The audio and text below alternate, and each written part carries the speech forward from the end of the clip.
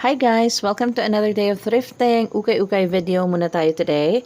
Andito ako ngayon sa lagi kong pinupuntahan na ukay-ukay and i-share ko sa inyo kung ano yung mga nabili ko or nakita ko dito sa ukay na to. So walang masyadong tao today. Yung pinakamahal nilang item dito is $159 or yung pinakamura naman is $129. So medyo mahal pa. This skirt is nice. Kaso kasi mahal pa siya guys kaya hindi ko siya binili. Ito naman, this is a cut out na Levi's denim shorts. Perfect sa coming na summer. Ayan siya guys. Very good condition pa.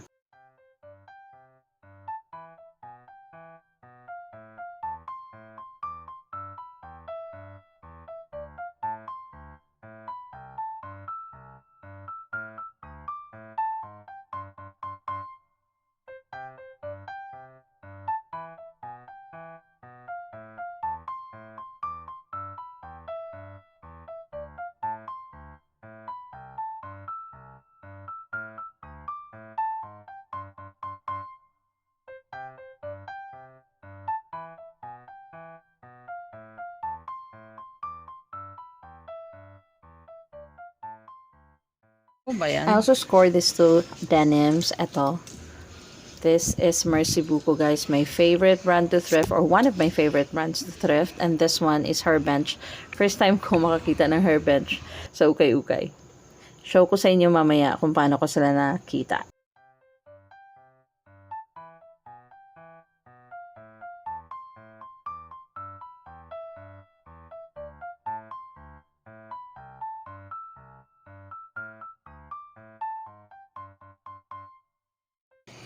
Eto, bibilhin ko rin sana. Kaso kasi ganyan yung flaw niya. Yung tahi niya, ayan.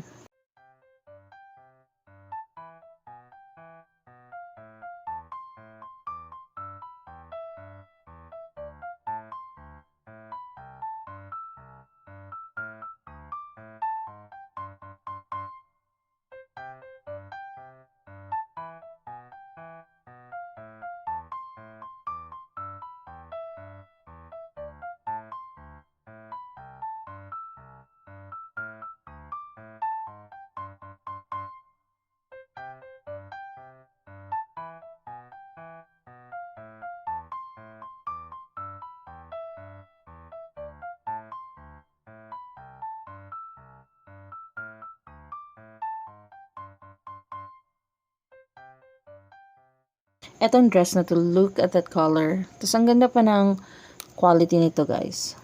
Ayan siya, very lightweight lang.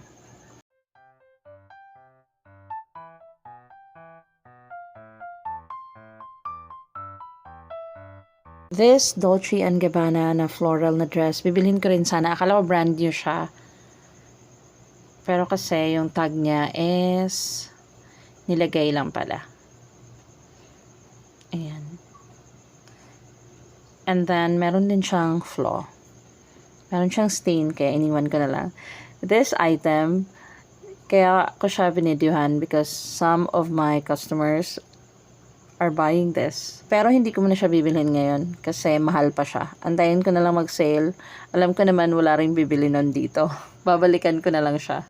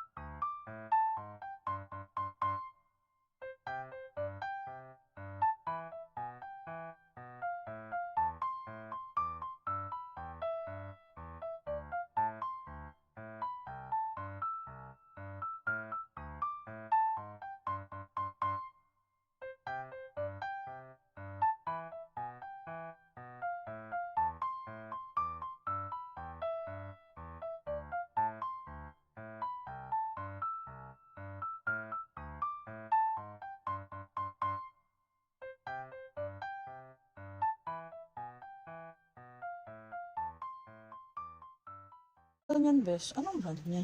Parang maganda yung brand nito. Ay, hindi ko siya kilala. Mayo cheese. Uy, pero maganda to. Kasi, at saka ano siya, oh. Sa likod, Gertie Rice. Kaigo na siya ni mo, bes. At saka,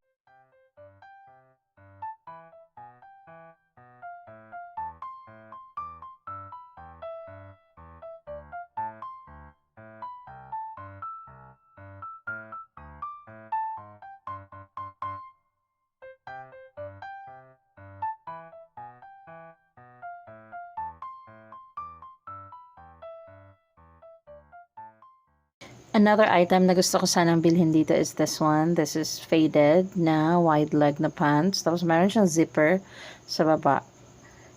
Yan yung brand niya. Kaso kasi, ayan yung button niya. Hindi na siya intact. And hindi ako bumibili ng ganun. Lalo na kapag hindi naka-sale yung item. Dito ko nakita yung bench or her bench na pants. Yung kanina na pinakita ko, guys. This is very good condition. It cost $159.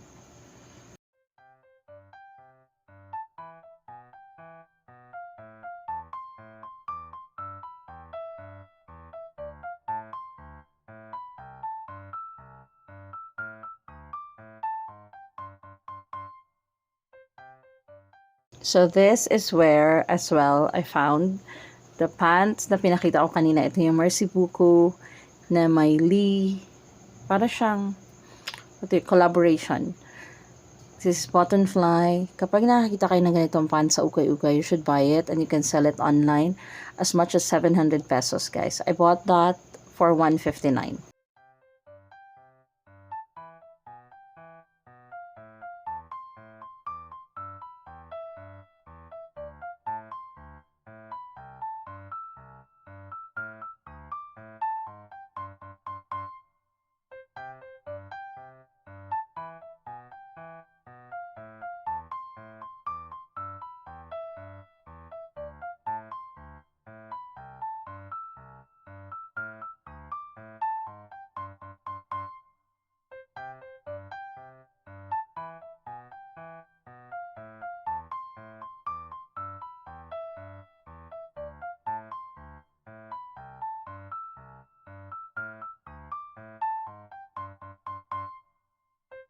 Gusto ko rin yung item na to. I'm just checking kung meron siyang flaw. This is also $159, guys. Very good condition naman siya so far. Ayan yung brand, Barbados. Kung napapansin niyo, medyo picky ako sa binibili ko today. It's because mahal pa kasi yung items. Medyo flexible ako kapag naka-sale na. Especially kapag super sale. Bumibili ako ng madami. But for today, since medyo mahal siya, I have to be very picky na dapat yung binibili ko is walang flaw.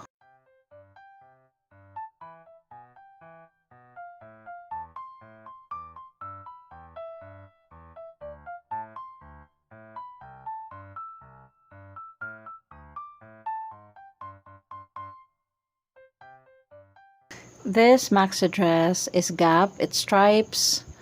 Ito medyo hesitant ako. Kasi maganda sana siya. Especially it's a large size. Kaso kasi yung condition niya, hindi na excellent condition. So medyo faded na siya. Kaya hindi ko siya binili. Na-miss ko pala talaga mag-ukay-ukay. Kayo ba nakapag-ukay-ukay na ba kayo for 2025? So I'm gonna be doing more ukay videos. Hopefully in the coming days. And as always, I will be sharing with you guys some mga treasures na nakita ko sa mga ukay-ukay.